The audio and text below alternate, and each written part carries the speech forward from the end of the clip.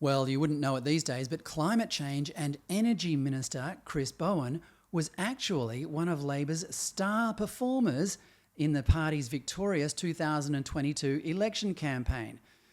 This is one of those strange but true statements you can now file away with things like Rolf Harris was once a children's entertainer and Bankstown Hospital used to be safe for Jews. It's alarming how dramatically things can change these days. So The Guardian reported in the weeks after the 2022 election that Bowen was the implementer of the key strategy that got Labor over the line. 6 months out from the election, Labor was divided on how ambitious its election promises to reverse the effects of climate change should be. Specifically, Labor wasn't sure how many tonnes of carbon dioxide it should promise to reduce from Australia's emissions. Well, if, like me, this kind of nerdish jargon makes you want to slam your head in a car door, allow me to paraphrase The Guardian's report in a way that is probably easier for you to understand. Labor was in fact torn over whether it should thoroughly destroy the Australian economy before 2030 or after. To be fair, the incumbent coalition government was in on this too, proposing a policy that put it in the post-2030 group. And that is where brilliant political strategist Chris Bowen saw his chance. Bowen later explained, quote, if we had just matched the government on climate targets, we wouldn't have won seats like Higgins and Bennelong, and probably those voters in Wentworth and Kooyong would have said, what's the point? We can't change anything, so what's the point?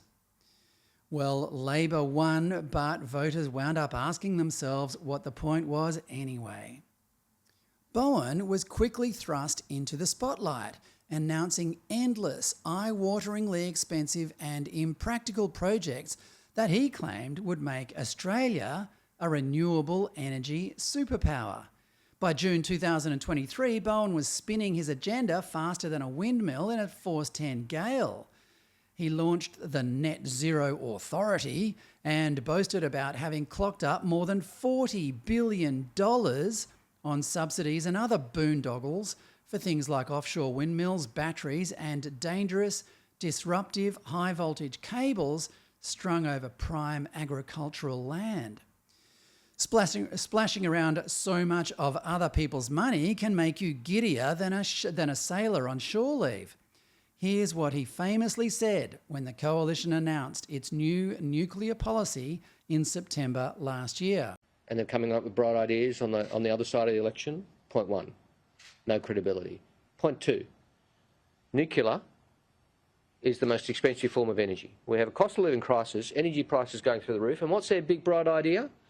They say, let's have the most expensive form of energy we can possibly think of. Let's come up with the most expensive form of energy and let's put that in the system because that's going to make power prices cheaper. They want that debate? They really want to argue that? Bring it on. It's just a complete joke.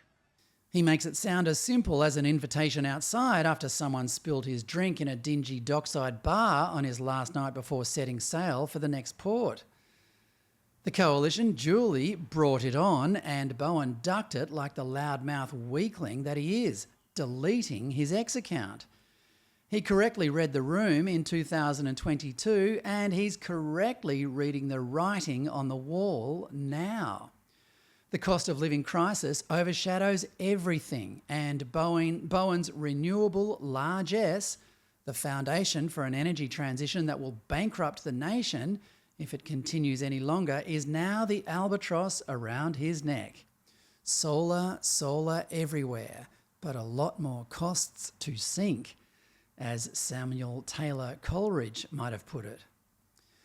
Bowen has been reduced to announcing projects that are deliberately small enough to not attract attention from the media, lest the punters be reminded that he's still one of the government's senior ministers.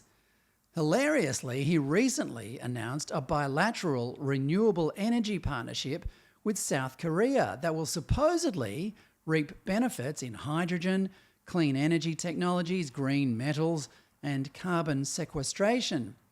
If he was really interested in clean energy, though, he'd ask his South Korean partner how many emissions are coming from Korea's 27 nuclear reactors, which generate 29% of the country's energy.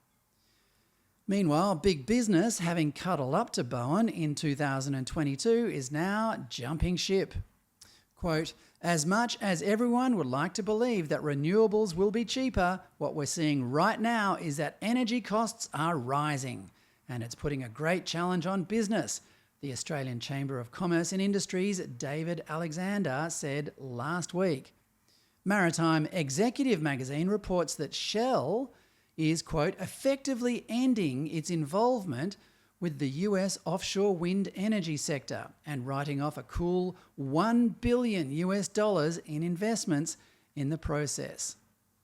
Well, that's nothing compared to the hit Australian taxpayers will take as a result of Bowen's tenure at the helm of energy and climate change. Bowen's legacy will eventually amount to nothing more than a financial black hole that will sadly remain in place long after the last of his giant windmills has rusted through and crashed into the koala habitat beneath it.